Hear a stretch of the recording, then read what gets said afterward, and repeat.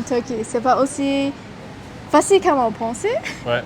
Bon, c'est pas très sympa, mais Birdie vient de se faire chier dessus.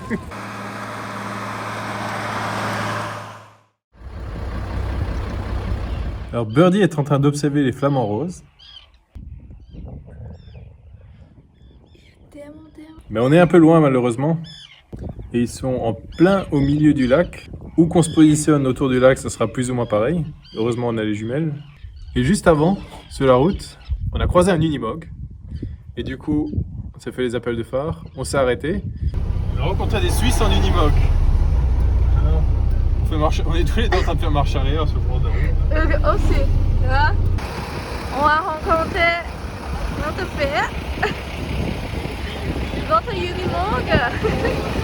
Ils ont leur Unimog depuis 15 ans, ils voyagent avec depuis 15 ans. Il a pris un raccourci. Alors le seul truc qui était un peu dommage, c'est que il parlait uniquement allemand, enfin, lui il parlait un petit peu anglais. Birdie était toujours un petit peu en dehors de la conversation. Je comprends rien. En plus, c'est pas vrai allemand, c'est suisse allemand. C'est pas vrai allemand. Et puis la semaine passée, on était sur un spot à Kalkiliki où on a rencontré 2 Français cette fois-ci, Eva et Philippe, qui eux sont sur la route depuis 8 ans dans leur 4x4, un Defender avec une cellule derrière. Quand tu converses avec ce genre de personnes, t'as 100 000 questions à leur poser. Ils ont tellement d'expérience. Ouais. Quand on a partagé notre planning à nos amis, famille, ils ont toujours dit vous êtes fou quoi, 12 ans tellement, vous avez quitté votre travail, voyage comme ça. Notre famille et nos amis nous montrent un peu la perception que t'es incroyable les aventuriers, et puis tu crois ces gens-là qui eux sont vraiment les aventuriers. On est minuscules à côté, on vient juste de commencer, on est encore en Grèce là, des vrais débutants. Et du coup c'est hyper intéressant, ça remet les choses en place, on se remet à notre niveau entre guillemets. Mais c'est vachement cool d'échanger avec ces gens-là, ils ont toujours des petites anecdotes, des petits trucs à nous partager. C'est vraiment ça qui est cool dans le voyage, de rencontrer d'autres gens, faire part de leur expérience. Il y a des endroits comme Oman par exemple, que je considérais pas plus que ça, on va dire. Iran aussi. On a discuté maintenant de nouveau avec ces voyageurs, ça nous donne vraiment envie d'aller découvrir ça. Et je pense que du coup, l'Iran, les Émirats arabes, l'Arabie saoudite et Oman risquent d'être sur la liste. Donc, restez connectés pour en savoir plus. Il est 9h33, coup de gueule matinal. Je suis allé ramasser les déchets comme souvent. Là, ce matin, autour de notre spot, parce qu'on est garé juste à côté de la mer. Bon, mis à part les déchets qu'on trouve toujours, des bouteilles d'eau, des morceaux de polystyrène, des sacs plastiques, ce que je trouve qu'on voit de plus en plus, c'est ces lingettes, style lingettes pour bébé. Qu'on fasse ses besoins dans la nature, bon, c'est une chose. C'est un peu plus élégant quand même si on l'enterre. Surtout, on n'utilise pas ces saloperies de lingettes parce que ça prend un temps considérable à se dégrader, pas comme les papiers toilettes standards. Donc, si déjà on fait ses besoins dans la nature, au moins utiliser du papier toilette, quoi. Ça, c'est une horreur. Ça reste, ça jonche partout, ça s'envole, ça retourne dans l'océan, c'est catastrophe. Là-bas, tous les forêts sont brûlées. Ça fait quelques kilomètres qu'on roule là maintenant et puis qu'on voit toutes ces montagnes qui sont pleines d'arbres qui semblaient tout dénudés et noirs.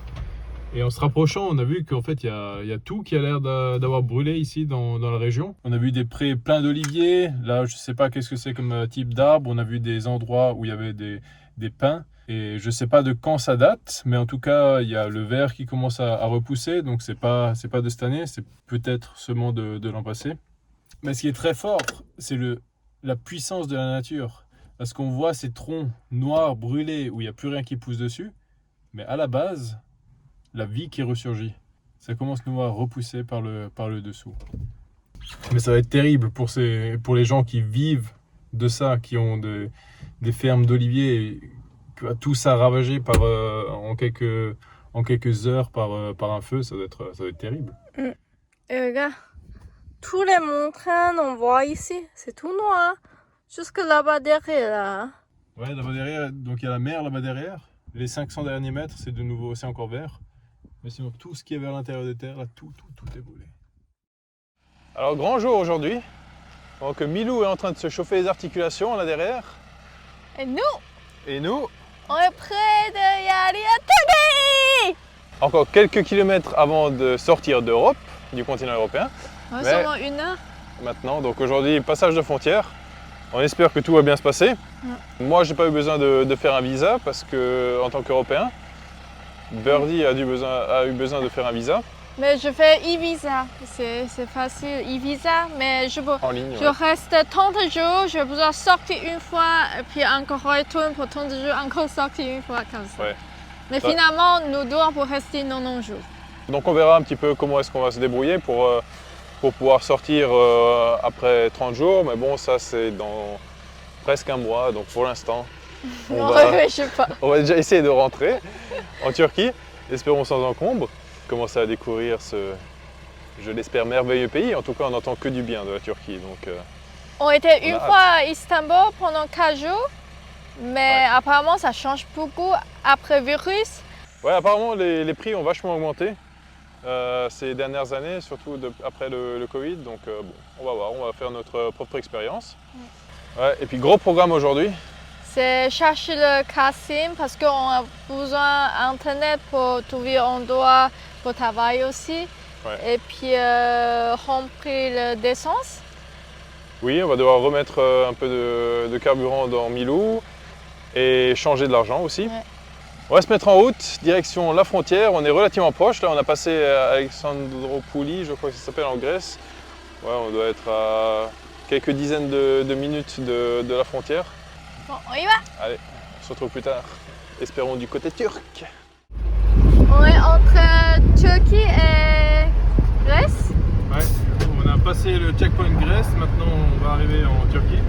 On est Et sur pour moitié de Mais- Turquie, Est-ce moitié qu'on serait de... pas en Alsace par hasard? Pourquoi? Regarde, des choses qui me rappellent l'Alsace. Le cigare.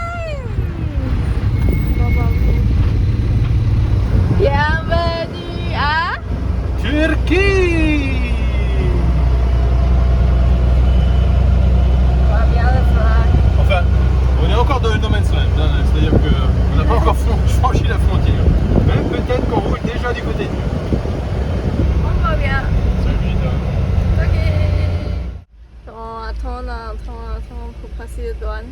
Ouais, alors ils viennent juste de contrôler l'arrière du camion. Bon, ils ont juste mis le nez dedans, regardez un petit peu. Une porte qui s'ouvre pour fermer la salle de bain. Donc, la tête dans la salle de bain et puis il me dit ouvre cette porte. Je lui dis, mais vous avez pu rien voir. Ouvre quand même. Ok, la porte comme ça. Ouais, c'est bon. Bon, non. Je pense qu'ils sentent aussi qu'on est des honnêtes personnes, tu vois, qu'on est gentils et puis que. Mais je pense en général, ils sont regardent les plaques de voiture. Ouais. Comme on vient de Suisse, ils sont contre moi. Non, en général, je pense. Bah, au Maroc, c'était comme ça aussi. Hein. Ceux qui avaient des Marocains avec des plaques italiennes, surtout là, ceux-là, ils se faisaient beaucoup contrôler. Les belles routes de Turquie. On est arrivé en Turquie.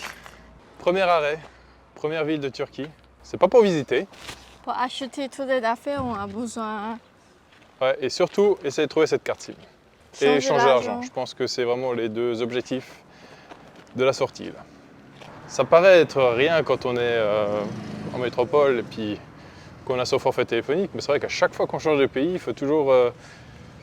C'est toujours le rituel là, de devoir retrouver la carte SIM, éventuellement changer de l'argent. Ça fait partie de ce qu'on fait à l'arrivée. Mais je trouve les premiers jours dans un pays, c'est à la fois un petit peu stressant parce qu'il faut faire tout ça, mais aussi c'est cool parce que tu découvres tout. Il y a tout qui est neuf. Tu es surpris de plein de petites choses, plein de petits détails. Surpris positivement ou négativement parfois aussi, hein, mais Pour l'instant, je trouve pas tellement différent comme Grèce. bon, aussi au niveau des véhicules, on a quand même des voitures qui traînent, qui sont beaucoup plus anciennes. En Grèce, tous les véhicules étaient relativement récents. Ça fait partie de l'aventure. Petite astuce gratuite, rien que pour vous. Lorsque vous promenez en ville, mettez un chapeau. Ça évitera des accidents. Il y a eu très bon train. On allait rentrer dans le magasin pour la carte SIM et Birdie s'est fait chier dessus par un piston. Bon, c'est pas très sympa, mais Birdie vient de se faire chier dessus.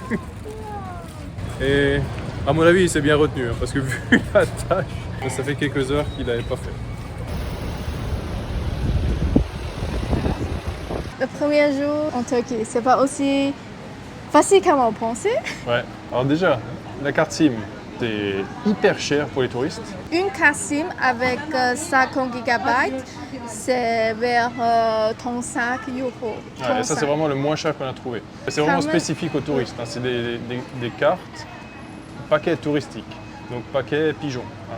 Et ensuite, lorsqu'on veut augmenter, On achète, à la fin, oui, on achète chargé. le détail. Et puis là, c'est un prix plus raisonnable. On va dire là, on est plutôt de l'ordre de nouveau de peut-être 50 centimes ouais. le giga ou un truc comme ça. Mais pour activer, c'est vraiment moins cher. On a besoin de tirer de l'argent dans la banque. On essaie d'échanger l'euro à Turkish money. Donc on a expliqué, on veut changer l'argent.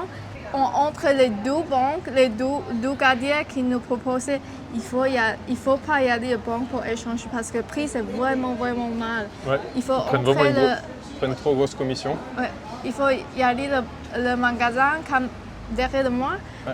magasin de l'or. Qui vendent de l'or, donc c'est des joailliers. Il y en a vraiment partout. Il y en a un là, Partout. d'ailleurs, tac, il y en a un autre là derrière. Il y en a Et 4, là-bas, il 4, est à 5, 6. 4-5 dans mes routes là. Et en fait, ouais, ils font ça aussi, ils changent l'argent à apparemment un meilleur taux. 35,40 35, ouais. 35,40 livres pour 1 euro. Ouais, c'est le prix pas mal. Donc le cours officiel 35,9 et on a eu 35,4. Ouais, c'est vraiment bon prix là. Mais c'est tellement drôle, tu vois, les gens qui travaillent dans cette banque et qui disent venez faut pas pas dans la venir banque, ici. venez pas dans la banque, allez chez le voisin. C'est tellement drôle. Mais ouais, on voulait partager ça parce qu'on a trouvé ça vachement intéressant. Après toutes ces émotions, on a commencé à avoir faim. Alors on va essayer de trouver. Et puis maintenant on a de l'argent. On a 3000, 3500. pounds. Premier repas en Turquie. On a réussi nos missions. On a finalement choisi un opérateur pour la SIM card. C'est vraiment compliqué. vraiment cher. Le tourist package, le pigeon package est vraiment beaucoup plus cher. On a payé 1565 livres turcs. Si on était turc, on aurait payé pour la même chose 200, 210, 240, un truc comme ça. À 220, non, 220. Ou 220. On paye 220. 1560 au lieu de 220. Beaucoup de différence. C'est quand même une sacrée différence. Là, ça fait quand même mal. Quand tu as les deux prix devant toi, tu te dis, wow, là c'est bon, ça presse le citron là quand même. Ma foi, bon, allez hop, on va se rapprocher de la mer, direction Istanbul.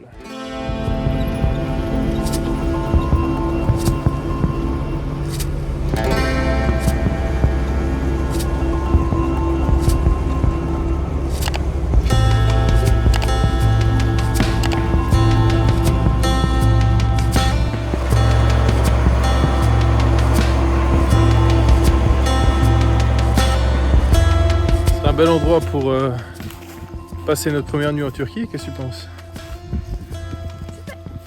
C'est vraiment chouette, maintenant il faudrait juste trouver un endroit à peu près plat parce que dans cet état-là on peut pas, C'est vraiment on peut pas se garer. Mes cales vont servir à rien. On va prospecter un petit peu à pied, repérer un petit endroit là derrière. On va voir si c'est mieux. Bon, c'est un peu mieux ici. Je vais chercher le camion, puis on va essayer de s'installer là. Je ne veux pas continuer à attendre laver mes cheveux. Je veux laver tout de suite. Tu peux aller plonger dans le lac pour les laver? Ouais, c'est un peu dur. Ouais, c'est dommage, interdit de se baigner là.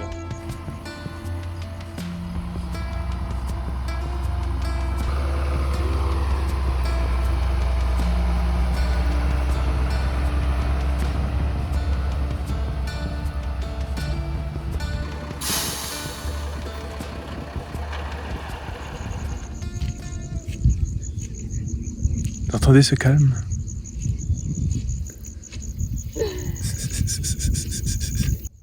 Oh, un sanglier!